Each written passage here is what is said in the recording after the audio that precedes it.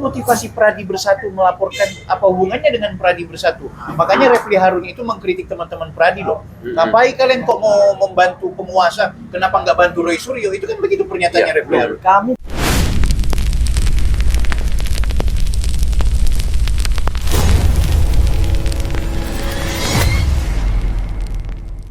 ya kalau saya sih memandang semuanya ini selalu ada unsur politik, kan begitu ya. Jadi ya begini Bang, ya masyarakat itu tahunya fokus besarnya itu di laporan Bapak Jokowi, ya. Walaupun dari laporan Pradi Bersatu itu yang lebih awal, ya. Kan begitu. Nah harusnya memang suara besar kita itu, ya itu harus menggelegarkan yang laporan Pradi Bersatu ini dulu. Kan begitu. Cuma masyarakat ini kan taunya, ya apalagi masyarakat awam taunya yang laporan itu cuma satu, Pak Jokowi doang. Ya. Kan begitu. Betul. Ya. Jadi bagaimana? Apakah ini kurang gaung, ya oleh karena media sosial atau media mainstream yang kurang tertarik atau memang ada unsur sengaja? Nah, kalau menurut Abang bagaimana? Ya, memang sih kalau yang kami lihat bahwa seringkali digaungkan laporan Bapak Jokowi karena menyangkut mantan presiden ke-7 ya, atau presiden ke-7, jadi bukan mantan ya presiden ke-7 Republik Indonesia, sehingga ketertarikan para media itu kepada fokus dengan satu nama. Tetapi tidak bisa kita lupakan juga ada beberapa ahli yang menyebutkan seperti ini, ngurut kacang katanya. Ya. Jadi yang harus diselesaikan itu adalah ijazah palsunya dulu. Nah saya rasa ini pemahaman ahli yang keliru. Yang namanya suatu peristiwa pidana itu selalu terpisah, karena dia bersifat individual. Siapa yang melakukan maka dia harus bertanggung jawab. Nah, bukan berarti ada pemicu di sini, karena di sini ada yang naruh bom, akhirnya di sini kena bom. Akhirnya yang harusnya yang kena bom jangan dulu ditolong, yang ditolong yang naruh bom dulu. Kan nggak begitu. Jadi yang harus kita lakukan adalah tetap terproses semua, jangan diurut kaca. Kalau diurut kacang ya itu adalah pesanan menurut saya. Jadi ada salah satu ahli lah, saya nggak bisa sebutkan namanya. Ada salah satu ahli selalu mengatakan urut kacang. Ini kan ahli yang menurut saya keahliannya masih dipertanyakan. Kenapa? Menurut pidana nggak begitu. Barang siapa dengan sengaja itu berarti satu case selesai harus satu case. Satu case dengan peristiwa yang berbeda. Ada dua peristiwa yang berbeda antara Pak Joko Widodo, ya silakan diproses. Kita pun harus diproses. Kalau mau dikatakan yang didulukan yang mana, tentu yang duluan laporan dong. Iya, Pradi Bersatu. Bukan ngurut kacang nih, kan gitu. Ya, kalau mau proses buktinya bahwa yang diproses duluan dihentikan adalah kasus TBWA, karena dia lebih duluan melapor, kan gitu. Nah, kemudian yang diproses adalah Pradi Bersatu. Kalau dia lebih dulu diproses, kenapa? Iya, karena 2 minggu sebelum Bapak Joko Widodo melaporkan kami dulu. Nah harusnya seperti itu. Tunggu, apa motivasi Pradi Bersatu melaporkan, apa hubungannya dengan Pradi Bersatu? Makanya Refli Harun itu mengkritik teman-teman Pradi loh. Ngapain kalian kok mau membantu penguasa? Kenapa nggak bantu Roy Suryo? Itu kan begitu pernyataannya Refli Harun. Kami jelaskan melihat ada suatu peristiwa pidana. Kalau bagi kami advokat itu kan salah satu pilar penegak hukum, Bang. Artinya ya memang ketika kami melihat ada suatu pelanggaran pidana, ya kita juga laporkan. Kayak ada pembunuhan di depan rumah kita. Walaupun kita bukan korbannya kan kita boleh melaporkan. Ya kan, masa kita biarkan pembunuhan itu biar berlanjut aja? Ya kan? Artinya kita kan masyarakat Indonesia yang patuh terhadap konstitusi. Negara kita itu ada konstitusi supaya membatasi ruang gerak kita. Nah, ketika kita melihat ada salah satu pihak yang berbuat salah, ya kita laporkan kepada pihak berwajib. Apa salah kami? Ya itu yang benar kan? Iya. Ya kan? Masa Roy Suryo yang jelas-jelas menurut kami ya ada salahnya kok kami bela? Nah itu dari sisi itu. Ya yang bener aja lah. Tinjauannya Refli Harun. Nah ini jangan dibolak-balik loh pemahamannya itu. Ya dia bolak-balik itu. Jangan dibolak-balik itu pemahamannya. Ya kan pemahaman salah ya pemahaman salah jangan dibenar-benarkan gitu loh. Mungkin maksudnya Bang Refli ini saya pahami ya. Bahwa maksud dia itu advokat itu adalah satu profesi yang terhormat atau mulia. Bahwa kemudian pada saat raja-raja itu memvonis seseorang, ini lahirnya seorang advokat ya. Pada saat raja-raja menghukum seseorang, maka raja pangeran itu anaknya raja itu biasanya berprofesi advokat di situ. Itu di zaman sejarah di mana Yunani kuno. Jadi advokat adalah orang yang menyeimbangkan antara pelaku kriminal yang dianggap pelaku kriminal akan divonis oleh penguasa, maka dia hadir sebagai untuk membela hak-haknya. Nah itu mungkin pemikiran yang sistematik yang dianggap sejarah daripada Rafli Harun itu tadi. oleh Bung Rafli. Tetapi jangan salah, advokat di era milenial atau advokat di zaman modern itu fungsinya penegakan hukum. Penegakan hukum. Jadi penegakan hukum bukan untuk melepaskan seseorang dari jeratan hukum, tapi lakukan pembelaan. Kemudian ada pula yang misalkan advokat sekarang diminta untuk melaporkan sesuatu. Memang posisi bargaining di kepolisian selalu berlawanan. Itu idealnya seorang advokat. Tetapi di zaman saat ini karena orang tidak mengerti bagaimana cara melaporkan, terus kemudian kalau bukan lawyer yang melaporkan, terjadi biasanya bolak-balik ke kantor polisi. Ini kelemahan. Jadi ini semua jadi koreksi ya untuk pentingnya peran advokat di sini, karena dia mampu menyusun dan menyajikan satu alat bukti yang mungkin dianggap adalah suatu peristiwa pidana, sehingga advokat mampu menyusun itu. Disitulah dia kepiawaian dia untuk melakukan pelaporan lebih tertata dan lebih bisa diterima oleh pihak penyidik. Kalau saya potong, bagaimana dengan advokat seperti Ahmad Khosinuddin? Dia itu kadang-kadang kami melihat, kadang-kadang dia kayaknya sudah offside, bahkan tindakannya udah tindakan kriminal dalam konteks dia kalau dia sudah berorasi, dia sudah mengeluarkan itu ada hasutan. Dan dia selalu berlindung dalam, saya orang yang sedang bertugas sebagai advokat ada hak imunitas. Bagaimana sebenarnya mau menggambarkan itu? Bahkan bisa selalu pukul fisik kadang-kadang dengan dorongan-dorongan itu. Ini juga jangan saya sampaikan sebagai penghasut ya. Jadi gini, untuk rekan yang seperti itu, Pak YouTuber Nusantara juga bisa melaporkan. Silakan dilaporkan ketika ada. Dia pengacara. Ya. Ketika ada unsurnya bahwa dia menghasut, kemudian potongan-potongannya nanti dianalisa oleh advokat dan itu melanggar hukum, tentu masuk ke kode etik dulu, disuratin dulu ke badan etiknya dia.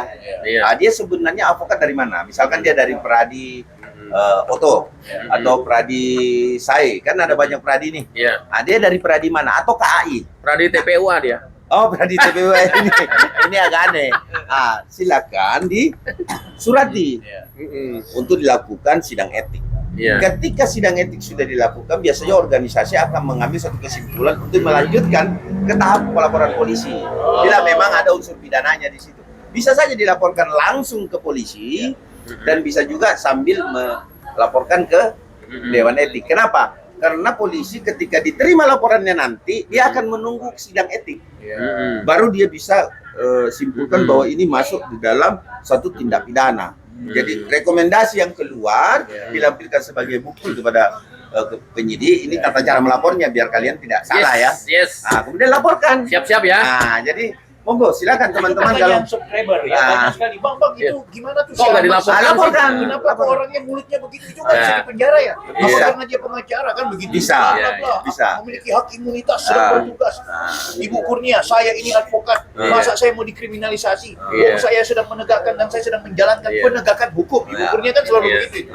Padahal dia bilang Pak Jokowi itu penjahat, Pak Jokowi itu penjajah, Pak Jokowi itu PKI, iya kan? Yang jahat mereka, Pak Jokowi. Tapi bagaimana dia berlindung? Saya ini advokat, sehingga ketika saya bicara begitu, kok dilaporkan?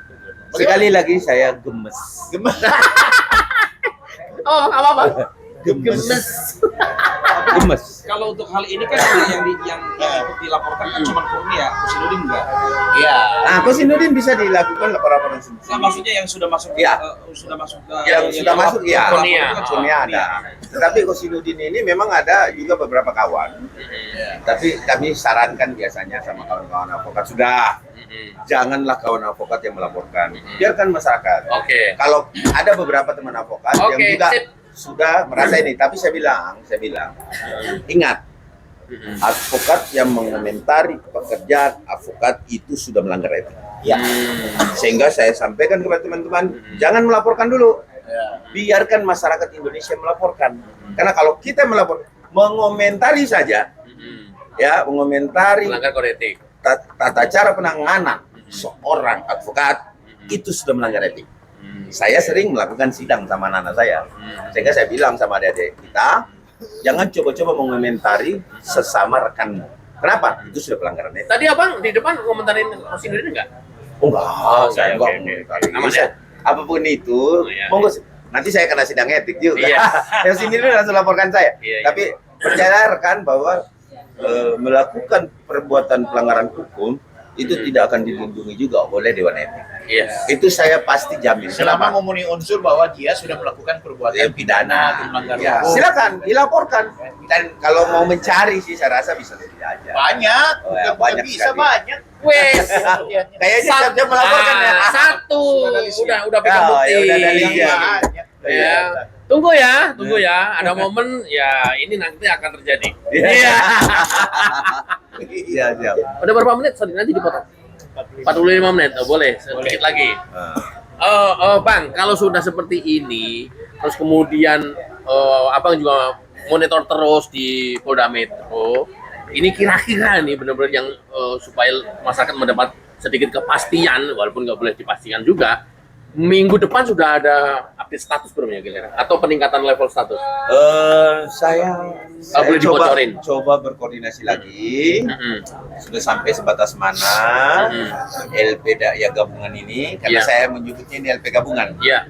Karena tadi jejak 5 LP menjadi satu, berarti ada satu LP. Iya. Adalah Pradi Bersatu. Yang satunya adalah Bapak Joko Widodo sendiri. Yang satunya TPUA. Iya. Nah, ini akan menjadi perhatian khusus kami. Jadi perlu diingat juga masyarakat Indonesia, Pradi Bersatu tidak hanya konsentrasi pada laporan yang dia buat. Makanya kami bentuk advokat public defender ini untuk pengawasan laporan kami dan juga 2 laporan.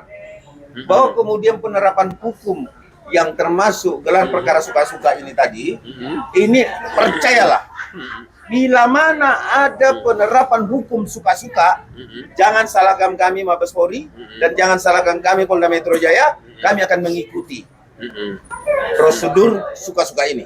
Iya. Dan ingat, yang sudah di penjara dan sudah saat ini berada di Cipinang, yang sudah terproses hukum, nah bila ada sesuatu yang di luar daripada protap atau undang-undang yang dilakukan karena kebijakan, maka hati-hati. Kepolisian Negara Republik Indonesia bisa dituntut oleh orang-orang ini yang sudah menjalani hukuman. Wah, Ini dalam ini. ngiri Nah, nih. jadi jangan Pancing juga, Bang, Jangan- panas juga ini. jangan yang suka-suka. Iya. Artinya jangan pernah Ya. melakukan gelar perkara suka-suka. Nah, Karena kalau banyak korban di sini. Nah, kalau tadi Polda, kemudian Bareskrim yang gelar perkara suka-suka. Minggu depan seperti apa potensinya? Terjadi yang suka-suka atau enggak atau seperti apa? Tapi kalau menurut normatifnya Ya. Oh. tetap nggak bisa naik. Iya. Tetap itu SP2 lit. Kalau Ya. normal. Kalau suka-suka nggak ngerti deh. Tentang komentar beberapa dari Polri yang memang akan diakomodir, akan dilakukan gelar perkara. Nah inilah yang saya bilang.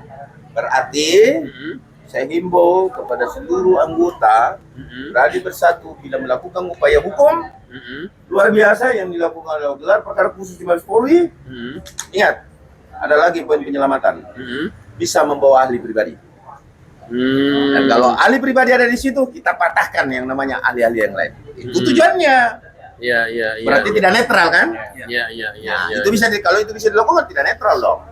Karena kan yang netral itu adalah polisi menyediakan ahli, Yes. kita tidak kenal, dia juga nggak kenal. Dia hanya melihat satu case-nya ini seperti ini, jadi netral betul. Iya, iya. Nah kalau ada Roy Suryo di dalam, nggak netral dong. Dia akan mematahkan ahli-ahli ini, sementara kaliannya bukan ahli pidana. Kan ini bagaimana peristiwanya dikulas. Dan dia kan tidak diminta deh. Iya, sebentar. Tidak masuk tupoksinya. Iya. Artinya yang dibutuhkan adalah ahli pidana. Dalam konteks gelar perkara Dalam khusus yang dilakukan Mabes Polri. bukan ahli digital forensik. Bukan ahli digital Karena forensik. udah selesai di Barreskrim kemarin. Betul sekali. Ijazah kan udah selesai, Jadi, kok dia mau Risma periksa pula lagi. Risma mau kemana kau? Kepentingannya apa kan? Kan itu. Bukan ahli telematika juga. Nggak bisa. Nggak diperlukan. Kan cari Bukan. peristiwa ini, peristiwa pidana, ahli pidana yang harus dihadirkan. Oke, Dan oke. itu harus yang meminta Barreskrim. Bukan Oke. dia. Bukan dia menyodorkan diri, Pak. Minta-minta gitu. Kalau Kan gitu. akhirnya peristiwa menjadi gelar perkara suka-suka, yaitu akhirnya apa yang diinginkan oleh TPUA, di mana Mabes Polri lewat gelar perkara ini, mereka justru persis seperti yang diinginkan oleh TPUA. Buka lagi ijazahnya, dikorek-korek lagi kertasnya, diperlihatkan lagi mana bukti-bukti yang kemarin sudah diperlihatkan oleh Barreskrim. Apa yang terjadi itu? Yang terjadi adalah kami, DPN Pradi Bersatu, ada banyak kasus yang telah saya pilah-pilah yang sampai saat ini dihentikan oleh Mabes Polri, walaupun kami sudah melakukan gelar perkara khusus. Karena tidak diberikan kesempatan untuk menyodorkan ahli. Ada beberapa kasus kami dari daerah maupun pusat itu ditutup di SP2 Lit. Dan itu menjadi persoalan kan? Ketika dia bisa buka kembali, berarti harus mengacu pada peristiwa yang sama kan? Berarti harus buka juga. Dan ingat, saya akan meragiannya. Bila gelar perkara suka-suka ini dilakukan. Tapi bukan berarti sebuah unprosedural kalau mereka mau melakukan hal itu. Ya bisa saja, sah-sah saja. Gitu. Tapi silakan lakukan. Kalau memang itu adalah diskresi, Ya. itu diskresi. Iya. Tetapi kalau tidak umum, sebaiknya saya peringatkan Mabes Polri untuk tidak melakukan. Iya. Nggak usah lah. Ya. Kenapa mesti mengikuti kemauan mereka? Tapi ujung-ujung pernyataan abang ini nanti dianggap oleh masyarakat, apalagi kelompok mereka, ini ketakutan karena memang Pak Jokowi nggak punya ijazah. Oh, gini loh, sekali lagi saya sampaikan, kalau ada pertanyaan bahwa jasa Jokowi, Bapak Jokowi itu tidak ada, saya sudah sampaikan bahwa Puslap Mabes Polri ini dibiayai oleh negara. Kita loh yang membiayai itu. Sampai tercipta satu Puslap yang megah, yang sangat berintegrasi, serta ya memiliki ahli-ahli yang sangat-sangat profesional di bidangnya. Ya, kita loh yang membiayai. Kok kita nggak percaya? Kalau gitu gini aja, sederhana. Saya kasih pemahaman untuk masyarakat Indonesia. Anda beli TV, yang bayar TV-nya Anda pengen yang mahal TV-nya, bagus gambarnya kan, ya kan? Terus tiba-tiba datang seorang yang mengaku ahli TV, padahal dia sebenarnya ahli WC misalkan, dia bilang, itu TV mengandung babi, ya kan? Nah, begitu karena Anda tidak pengetahuannya terhadap TV tersebut, Percaya. Anda percaya. Iya. Udah bagus nih TV. Padahal itu duit Anda. Iya. Anda sudah nikmati berapa lama masyarakat Indonesia terhadap bagaimana Puslap membuktikan sesuatu tindak pidana kejahatan yang menimpa masyarakat Indonesia, tapi malah Anda tidak percaya. Anda sudah nonton sinetron berepisode di situ, tiba-tiba ada orang bilang mengandung bayi, keluarin dari rumah saya, keluarin, bahaya. Seperti itu. Jadi mari kita mendidik Republik Indonesia ini lebih baik, teman-teman seluruh Indonesia bila menonton ini, bahwa mari kita percaya institusi kita. Bila kita tidak mau mempercayai institusi kita, saya kembali kepada pernyataan Pak Luhut bahwa pindah saja dari Indonesia. Terima kasih. Keluar saja dari negara Indonesia. Rismon, ya, Roy Suryo, ya, Dokter Tifa, bukan Dokter Tifa, Kurnia, ya, Rizal Padilla, ya, jika Anda sudah tidak mempercayai negeri ini, pejabat-pejabat, aparat-aparat, sebaiknya Anda pindah saja ke luar negeri. Bang, kemana? Gua nggak ada biaya. Nih, ini sama juga halnya yang tadi pertanyaan Bang Bil adalah, ya, Bang Bil hari ini percaya kalau Rismon itu laki-laki? Gua nggak percaya. Mereka itu perempuan. Rismon itu perempuan hari ini. Percaya, Bang? Ya, saya percaya dia perempuan. Nah, kalau dia ngaku laki-laki, Bukan. coba buktikan. Ya, buktikan. Buka kepada masyarakat kalau kalian mempunyai laki-laki. Kalau mempunyai laki-laki. Gua nggak percaya kalau dia laki-laki. Gitu ya. Hari ini nggak percaya. Luar biasa sekali. Sama Kurnia, Tifa, gua nggak percaya kalau kalian itu perempuan. Oh, dia cuma pakai jilbab. Iya, gua nggak percaya. Masa Masa nggak percaya? Lu percaya nggak? masa sih Bang, so feminim itu cantik sih? Enggak. Kalau dia memang benar-benar perempuan, buktikan, buka, Ya. tunjukkan kepada publik. Ya. Oke. Buka kalau ijazah Pak Jokowi asli. Ya. Berapa susahnya sih nunjukin nih ijazah gua? Berapa susahnya sih ini? Gua perempuan nih. Loh, kan ini orang-orang bodoh gitu loh. Ini kan orang bodoh. Nggak, kalian merasa bodoh nggak sih? Gua nggak percaya kalau kalian itu perempuan. Masa sih Gering nggak percaya sih? Tunjukkan sekarang kalau kalian perempuan. Tunjukkan kepada publik. Tunjukkan. Loh ini kan otak waras gitu ya. Emang kalian pikir Rismon, Roy Suryo itu laki-laki? Bukan. Dia perempuan, Bang. Buktinya apa? Tunjukkan kalau dia laki-laki. Berani nunjukin? Loh. Kan itu terus kan yang apa susahnya sih tinggal nunjukin ijazahnya kalau punya asli? Ya. Apa susahnya sih kalian menunjukkan kelamin ke kalian kalau dia laki-laki? Sekarang apa susahnya kalian menunjukkan kelamin dia kalau kalian perempuan? Luar biasa sekali ya, betul. Sesimpel itu. Logika. Kita cara berpikir sesimpel itu. Ini yang manusia ini harus dilawan. Nggak bisa dibiarkan. Sudah capek kita. Capek Bang, kita cara halus, sopan santun. Ya ternyata ini orang nggak perlu disopan santunin. Nggak perlu. Ya, istilah orang Minang bilang, Anda apa tuh? Anda segan? Sorry. Anda sopan, kami segan. Anda sopan, kami segan.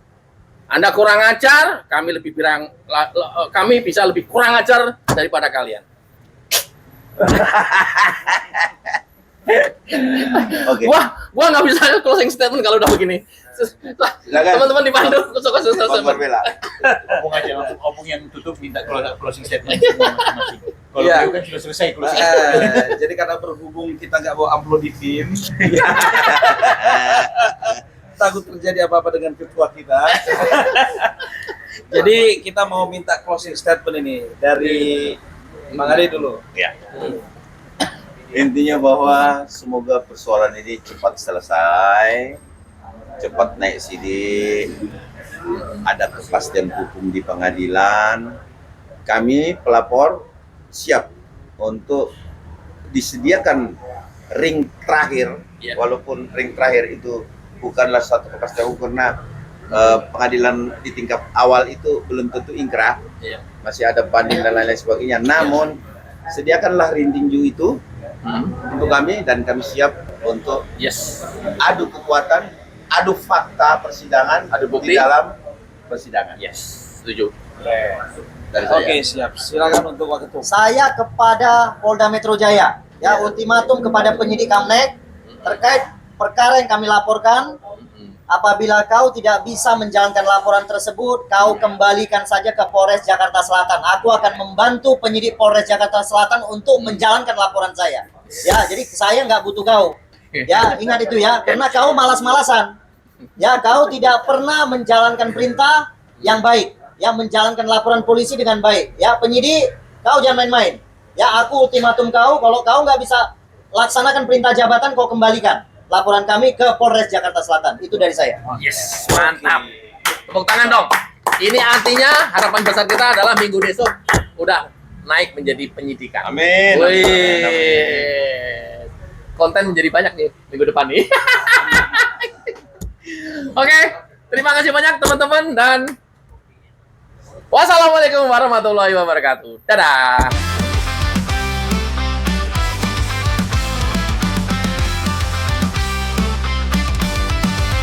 Dari suara rakyat kecil kami datang, bukan cuma duduk manis lalu diam. Siar media tajam dan terbuka, bawa kabar jujur tanpa drama. Tanah air ini milik bersama, bukan buat adu domba dan sengketa. Kami lawan fitnah, hoaks, busuk tak bermoral, sikap bohir yang cuma mau bikin viral. Tanah air ini milik bersama, bukan buat adu domba dan sengketa. Kami lawan fitnah, hoaks, busuk tak bermoral, sikap bohir yang cuma mau bikin viral. Suara Jokowi, semangat Prabowo Gibran, dukungan kami untuk Prabowo jalan. Bangun negeri tanpa tipu daya, bersatu kuat itulah senjata. Sirait media, ayo bersuara, biar terang fakta menyala. Jangan mau dipecah belah, kita lawan hoaks, kita belah bangsa. Sekarang ayo bersama, suarakan kebenaran yang nyata. Sirait media bukan sekadar berita, tapi suara nurani Indonesia. NKRI harga mati, bohir pemecah bangsa minggir sana. Kami bukan boneka, kami warga merdeka. Setiap video kami ajarkan cinta untuk Indonesia damai selamanya. Sirait media, ayo bersuara, biar terang fakta menyala. Jangan mau dipecah belah, kita lawan hoaks, kita belah bangsa. Sekarang ayo bersama, suarakan kebenaran yang nyata. Sirait media